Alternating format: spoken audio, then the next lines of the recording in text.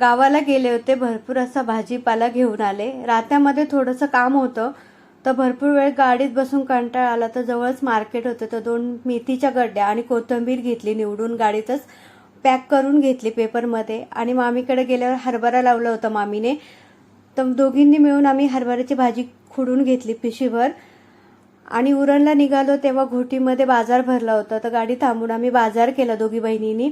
Tomato घेतले, मिरच्या घेतल्या, मटार घेतला. मटार तर खूप स्वस्त मिळाला मला, 30 रुपये किलोने. आणि मुळ्याच्या शेंगा घेतल्या पाव किलो. तांदूळक्याची भाजी होती 10 रुपयाला. भेळ घेतली आणि रामफळ घेतलं. परत द्राक्ष घेतले आणि आळूचे पानं थोडेच होते, मामीकडं मावशीकडं दोन्हीकडं मिळून मी आळूचे पानं काढलीत. आणि शेंगा होत्या, मावशीने तूप दिलं. भरपूर असा भाजीपाला आणला. परत पेरू वगैरे असं खायला पण आणलं आणि भाजी पण आणली. तर हप्ताभराचं टेन्शन मिटलं. निवडून